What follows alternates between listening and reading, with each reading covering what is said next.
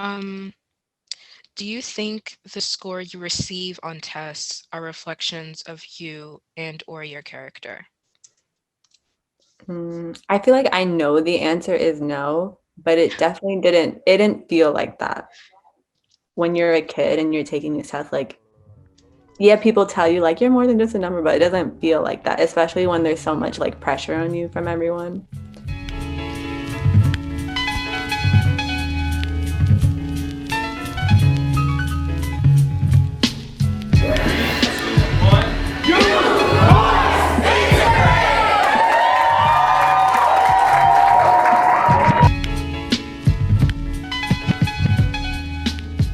Hey y'all, welcome to Integrate NYC's channel. If you're new, Integrate NYC is a youth-led school integration organization whose main goal is to ensure equity and justice in all NYC public schools. So in New York City and New York State, we have a few different tests that students take at different times throughout their educational career. When was the first time you heard about New York City or New York State high stakes testing? I think I started hearing about that in elementary school. My school, I went to a progressive elementary school called Central Park East 2, and they were not big on testing. But one thing that they did make sure that we did was the state tests. And then, so third grade came around, and I started those. I had to get good grades on the state tests.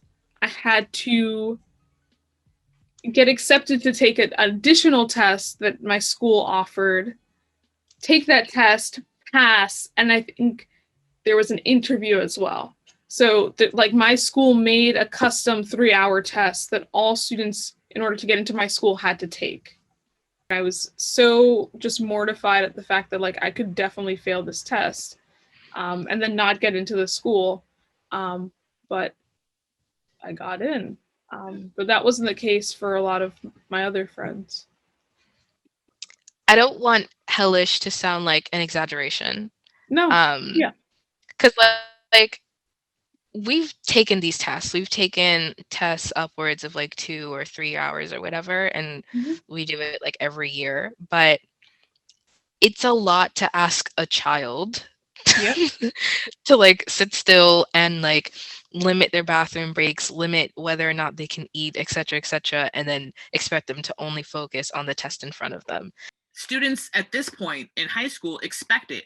It's like, ooh, miss, when are we going to prep for the regions? And it's like, but we've been like talking about content and reading and writing and analyzing all year. Like, you are about as prepped as you gonna be. Like, why does there need to be six weeks of us working on sample regions so that you feel prepared? It's like, we've been preparing you all year.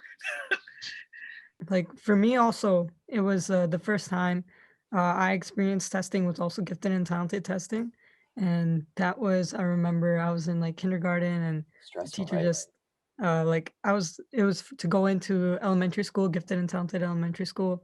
Yeah. And I remember like the teacher just pulled me out and she said, here's this test. And that was just so confusing. I didn't know what I was doing. It's scary. I remember it was for my son, it was on a weekend, but I remember he was 5 years old, maybe 4 years old, and like going into a building he'd never been in before and like being walked by a stranger away from his parents. Like it's so traumatic, it's so crazy. So I'm a teacher. I'm a special education English teacher. And so my students learn differently. And throughout the year, all of their teachers work to ensure that the text is accessible to them, like their content is accessible, and you use different strategies and techniques to help them learn the content because they learn differently, right? Like the traditional ways of learning, not everyone learns that way. And so it's fascinating that you teach them differently to take the same assessments. To what extent is testing hurting students, but also causing them to further strip their identity in order to fit this uniform mold to like subscribe to like white supremacist agenda, you know, like it's interesting to see the correlation, the lack of conversations on identity with the growth of testing. As a teacher, I'm like, does no one else see how ridiculous this is? Like, how am I teaching someone differently or using different methods to help them access content? And then we're going to assess their understanding not based on how they learn, but the way that everyone else needs to demonstrate their learning.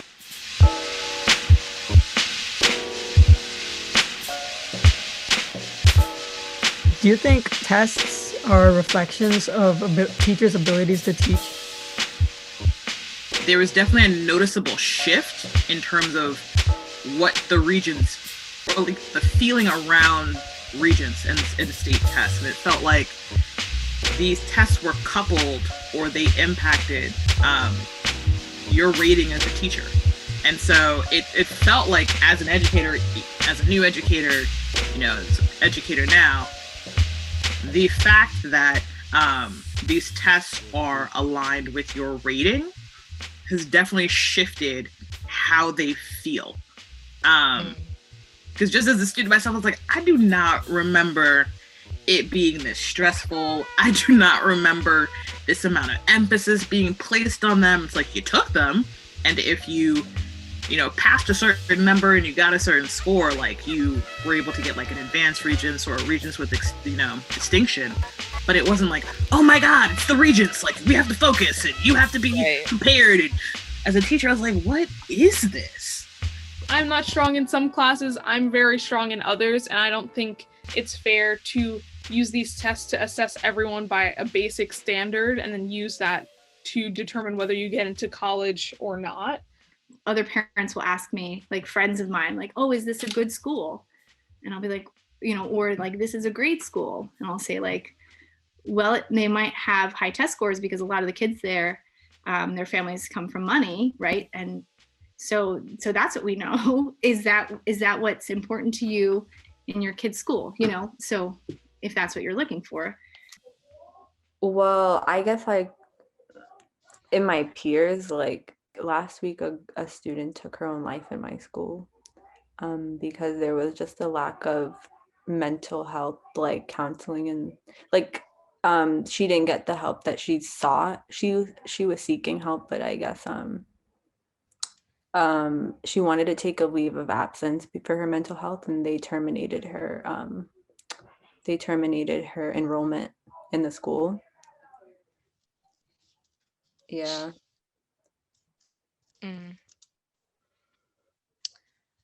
I'm so sorry that happened on your campus.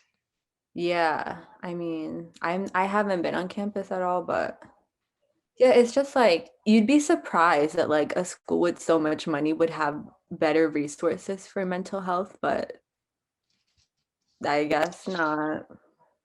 Imagine this big lecture hall and you have to like, but then again, how do you get there? You have to have a parent who can get you there, or at least have money to get on a Metro card to get here.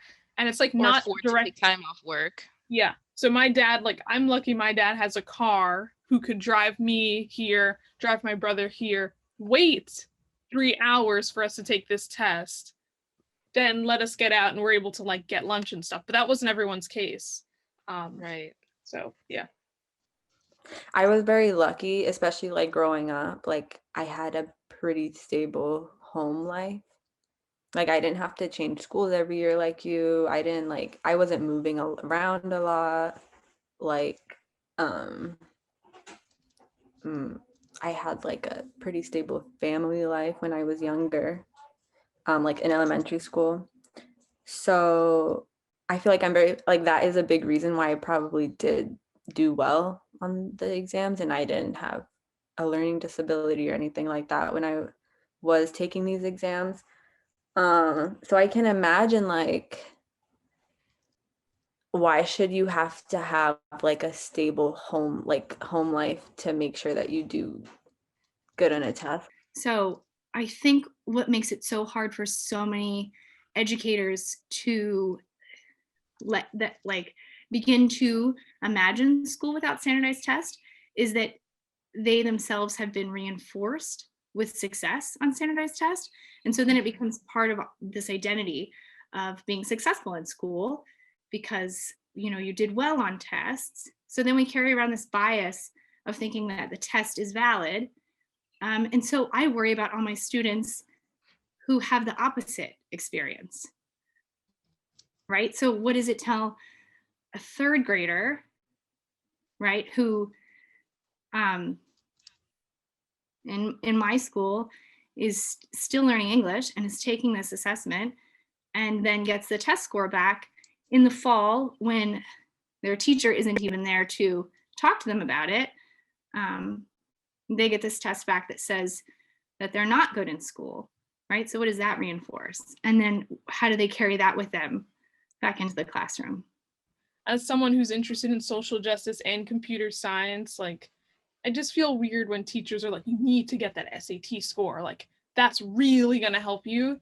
Like, emphasizing that, like, my scores define me, you know, and I like have further doubts, and then it's like, you know, like I should, you know, my ancestors weren't even given education, so I should be grateful. But I'm like, but it's also like, you know, white supremacist structure that they're using to evaluate me. So it's like, I don't know, like it's a weird feel. Like when I'm going into the test, like I'm doing something that my ancestors were not given the opportunity to do. So that has weight, but it's like, but I don't know. Which is like, it feels like such an unnecessary weight. I feel like if the school system or whatever system you have for education and assessment is set up in a way that makes some demographics of students feel that they should be grateful, right? That they have to undergo so much stress or feel like they're entering a system that's not even going to benefit them anyway, just because their ancestors didn't even have the option to be oppressed in a slightly different way, is insane to me. Like that is insane to me. That's the same but it's thing a thought that I've also had. Yeah, like with my school where we had to take the 3-hour test to get in, students were often saying, like, especially like because I'm a Black girl, like, you know, like you should be grateful, like as a Black girl, like you're getting into this school and you're getting the opportunity to take this 3-hour test, like as it's a gift, like here you go, 3-hour test that you deserve so you can prove that you're not like these other Black kids, you know, like you're different, you're on a better path, you know. That should be one of the main questions that we ask ourselves, policy, people at the district and the state levels, like, what are you actually measuring? Because you do have, you know, the very real impact of, you know, poverty, socioeconomic status, the, you know, trauma, you know, what is happening in the neighborhoods, and all of these things are connected. And so I feel like there are more factors that influence student learning than just what happens in the classroom. And yes, you know, the abilities of the teacher is very important. I'm not trying to diminish, you know, having a prepared, knowledgeable educator, but I think that is almost overemphasized, and there is not enough emphasis placed on what is happening in the neighborhood, what is happening in the home, because you can't measure that. It's messy. It's not easy to quantify. It's not an easy metric. What is an easy metric? Oh, your score in a test. How much, the level of education of your teacher, the years of experience of your teacher. Those are much easier metrics than looking at the student holistically.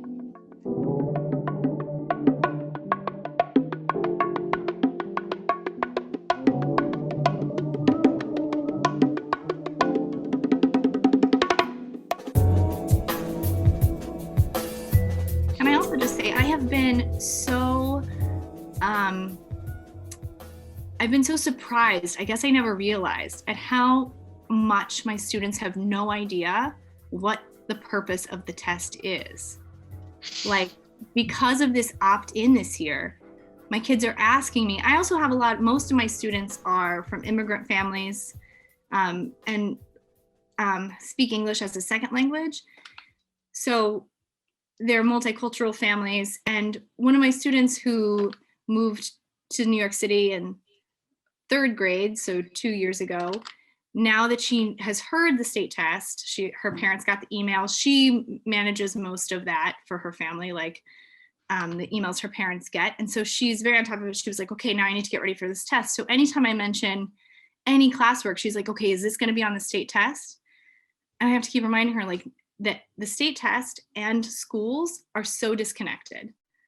There's nothing happening in school that has anything to do with the state test because I don't get to see it before you do. I have no idea what's on that test. I don't make that test, right? And so kids have no idea what it's for. Kids have said to me, well, I have to take it so I can go to middle school. No, you don't. I have to take it so that I can move to 6th grade. No, you don't, right? So because my union doesn't protect me, if I speak about the test, I feel very confined to not be able to speak to my students about things that I would speak to them about in any other way. So I can't do my job as a professional and answer their simple questions, I feel like. We know in this country that there's a there's a link between race and socioeconomic status. And so as a result, it is not shocking that whiter communities were not hit as hard because they have the types of jobs that allow them to work from home. Not to say that they didn't face stress. That's not the point being made. You had access and you had the means to stay home. Like the money, do you have the booklets? Do you have all that different thing, all those different things? But also like, is it in your language? You know, like what type of assisting is available? But also like the framing you gave, like is anything accessible in the current process? Yeah, I think that's just speaks to the nature of like a standardized multiple choice question test, that it doesn't give space for different ideas or ways of expressing your idea. So if I'm asking them a question about theme, I just think that's the most ridiculous one, because a theme, what you learn from a story, is so incredibly dependent on the experiences that you've had, right? You read a story as a reader, you bring your own self to that story. You know, the way that you teach, it's like, or at least the way I teach, there's always opportunities for revision because, you know, the way in which individuals process information requires the need for more time. And yes, you know, you do have accommodations where a student can have more time on a test, but I don't know, there's something about feedback and being able to develop one's understanding based on comments that these tests just don't allow for.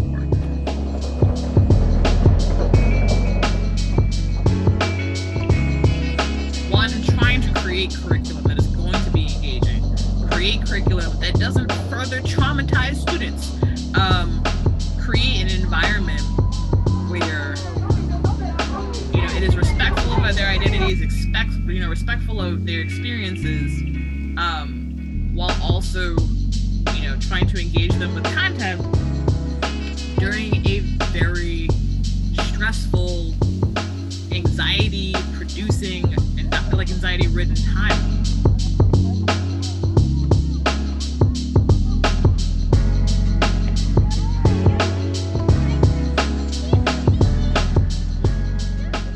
I think the concept, like, obviously it's okay, like, we need to be assessed on some level, but then just everything else, like, the execution is so poor, like, the criteria, the format, how it's executed, just everything about it is just incredibly poor. And it incentivizes, like, unfair competition. It incentivizes like continued like racism and colorism, and it causes and promotes so many different problems for every single high school student.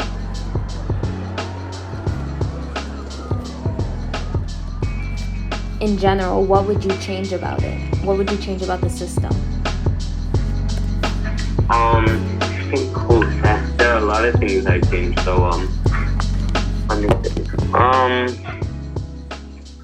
I guess the biggest thing I'd probably change is what we're assessed on and how our grades impact our future. I guess those are two things, but I think they're equally important because what we're assessed on, like a lot of the stuff, 90% of the stuff have no real world implications. And then how much the grades impact our lives is incredibly big and important. So.